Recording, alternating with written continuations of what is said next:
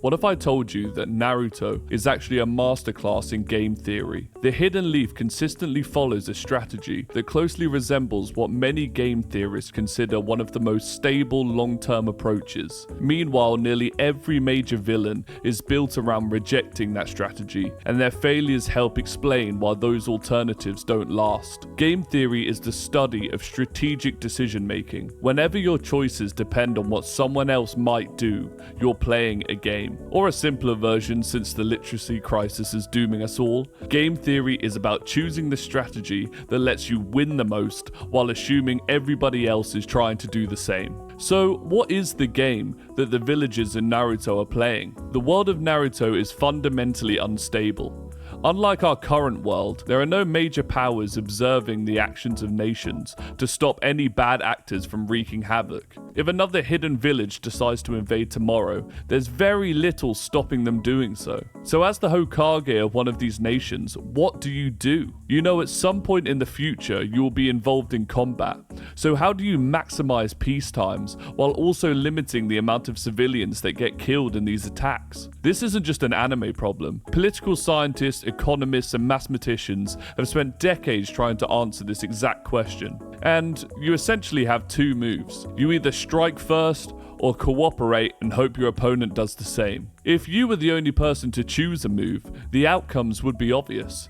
You'd either eliminate your enemy before they became a threat, or everyone would choose peace forever. But that's not the world of Naruto, or the real world for that matter. Every village is making the exact same calculations at the exact same time. And every villain proves why what the Hidden Leaf Village does is an example to us all. So let's get into it. To understand why the Hidden Leaf strategy is so effective, we first need to understand why the alternatives fail. Imagine me and you are playing a game. We both have two choices: cooperate or defect. If we both cooperate, we get 2 points each. If we both defect, we each get 0 points. But if one of us defects and the other cooperates, the player who defected gets 3 points, while the cooperator gets nothing.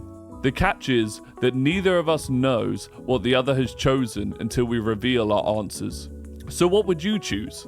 At first glance, defecting seems like the rational choice. If you cooperate and I defect, I get 3 points. But if you defect, you either get 3 points or 0 points, meaning you are never in a worse position.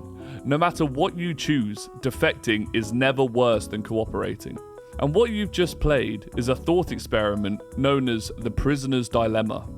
And your logic is correct. Defecting is the optimal strategy. However, in real life, countries, leaders, and villages in Naruto are playing the prisoner's dilemma over and over again. But this time, you know what your opponent did on the previous move. So what do you do now? Defecting was the best move before, but now that you can see a history of your opponent's moves, will you still defect? Well, let's find out what happens if you do, using Madara from Naruto as a great example. He grew up before the hidden villages existed, in a time where the cost of being the only cooperator wasn't just losing points, it was losing your loved ones or even your life. From his perspective, trusting others was pointless. The safest strategy was to assume everyone else would eventually betray you and to defect first. Instead of each earning 2 points through cooperation, Madara made sure that they both ended up with nothing. Madara believes he is protecting himself from betrayal, but if everybody else adopts this same strategy, the result is exactly the world he grew up in: endless war and suffering. Or, in our game, everybody ending with very few points. So if always defecting isn't the best strategy, then what is? Well, what if we cooperate initially? Trust your opponent to do the same, but if they defect, then you defect back, because now the trust is broken. This strategy is better, because in the perfect world we can both cooperate forever and have an equal point total at the end. But in the worst case, if I defect on you, at least you save yourself some points by only allowing that to happen one time. This is a very similar mindset to Pain or Obito. Well, more Obito than Pain, but with a similar objective. While Pain thinks that the only way to cooperate is through overwhelming force, essentially making the punishment for defecting so bad no one ever does it again, Obito comes from a place of innocent betrayal. He sees his friends die and never wants to even try and see the world as more than the monster waiting for its next victim. Again, this logic makes sense. It's very similar to the Cold War. If you attack me, I will drop a nuclear bomb on all of your major cities and wipe you off the face of the earth. The punishment is so bad, why would anyone attack?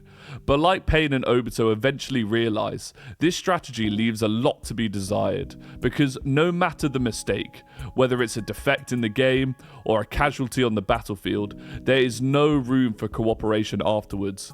So it slowly turns into a Madara game, where it's better for no one to win than for me to lose.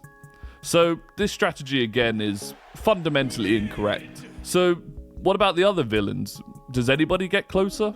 Well, I hate to say it, because he is my personal most hated villain in the show, but Orochimaru actually has a pretty sensible strategy when it comes to the game. He has a strategy known as opportunistic defects. Orochimaru is in a sense smarter than the previous villains, since he knows he doesn't have the strength to fight an entire village on his own. So he has to use sneaky strategies, which essentially boil down to, I will defect if my opponent is too cooperative. Orochimaru cooperates when it benefits him and betrays people the moment betrayal becomes profitable. He isn't driven by ideology like Madara or Pain. He's simply maximizing his own payoff every turn. And interestingly, this is the closest strategy to the Hidden Leaf Village out of all of the villains. And if you know what the strategy is by now, then congrats to you, but we'll get there in a second. Because even though the strategy won't work against Madara or Pain, because as soon as Orochimaru defects, they will defect forever. Against more passive or cooperative players, this allows both players to get points, but Orochimaru will always be ahead due to the extra points he gets in defection. So overall his point average is actually quite high compared to the Scorch Earth methods used by the others. And finally, before we get to the Hidden Leaf strategy, we can't leave out a key player in this story, and that would be the Akatsuki. The Akatsuki is an interesting lesson in game theory.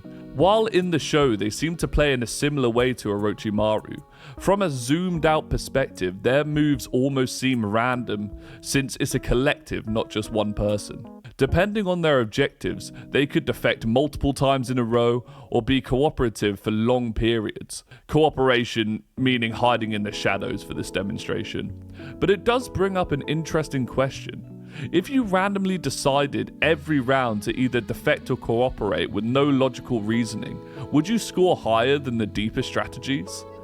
Well, you would actually do worse than you think. The problem with this model is basically every opponent that isn't 100% cooperative you play against will win against you. If you defect against Madara or Obito, they will defect forever, so no matter if you cooperate again, you are losing points because you've broken the trust. Orochimaru would be a closer game because he's trying to find weaknesses in your strategy, but he will slowly accumulate more points than you since you have the chance to randomly pick cooperate too many times, which kind of explains why Orochimaru joined the Akatsuki in the show. And now, I know what you're thinking. You've only been talking about defective strategies. What about the more cooperative ones? There has to be some foolproof strategies that win every time. Well, actually, the reason we know why most of these strategies have flaws is because of a famous tournament run by political scientist Robert Axelrod in the 1980s. He invited elites from a range of fields to submit strategies for the iterated prisoner's dilemma, which is the prisoner's dilemma played over and over again. Every strategy would play every other strategy hundreds of times, with the winner simply being the one that accumulated the most points at the end. The really interesting part is that almost every strategy we talked about showed up in one form or another. Madara is represented by strategies that defected constantly.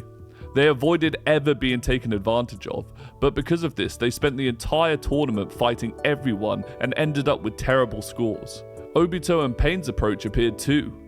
These so-called Grunja-style strategies actually did pretty well against nice opponents, but the moment somebody made a single mistake, cooperation was over forever. One misunderstanding could cost both players hundreds of points over the rest of the game. Then there were the Orochimarus of the tournament. Strategies like Josh would mostly cooperate, but every now and then they would throw in a completely unnecessary betrayal just to squeeze out a few extra points. There were even incredibly complicated strategies that tried to predict their opponents using algorithms or complex data to see what their opponent would do next, but even these didn't win. In fact, almost every strategy that tried to outsmart everybody else ended up creating the problem it was trying to avoid.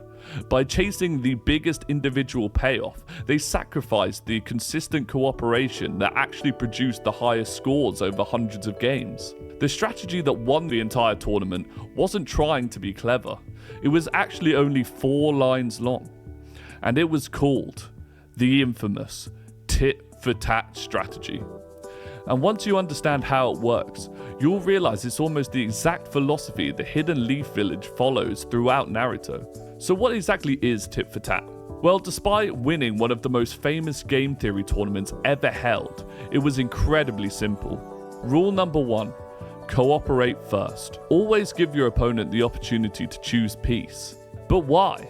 Surely if you played against Madara, you'd already be losing. Well, you would think that, but unlike Madara, if your opponent was also willing to cooperate, you've just unlocked the best possible long-term outcome for both of you. And that's exactly how the Hidden Leaf operates. After the first Great Ninja War, Hashirama's entire vision wasn't to conquer the remaining villages.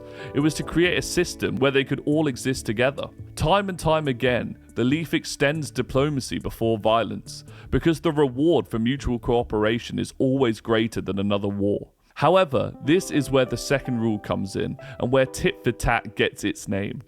If your opponent defects, defect exactly once in return. This is the genius of tit for tat. You don't allow yourself to be exploited, but you also don't want to completely destroy your opponent. You simply make it clear that betrayal has consequences. And once again, this is almost exactly how the Hidden Leaf responds to fights in the show. When another village attacks, the Hidden Leaf doesn't shrug its shoulders and hope things get better. They, as other channels on YouTube put it, never duck a fade. They are always ready to throw hands against the other villagers. But notice what happens after the fighting ends. They don't keep attacking. If they did, Gaara would be dead, and the crater Pain left in the Hidden Leaf Village would still be there. What they try to do is return to diplomacy the moment the opportunity exists. Which brings us to the third rule. The moment your opponent cooperates again, you cooperate too. This is probably the hardest part for people to accept. In life, a lot of famous criminals, leaders, and vigilantes hold on to revenge stories until the bitter end. Tit for tat doesn't.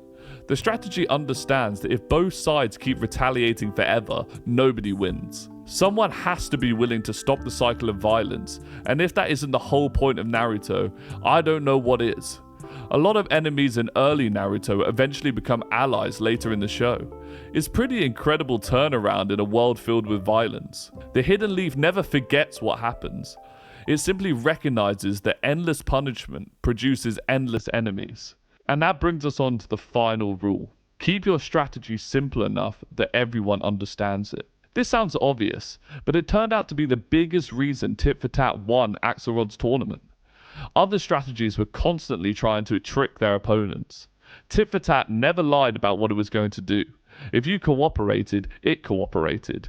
If you betrayed it, it betrayed you exactly once. Everyone knew the rules, and because everyone knew the rules, cooperation became incredibly easy.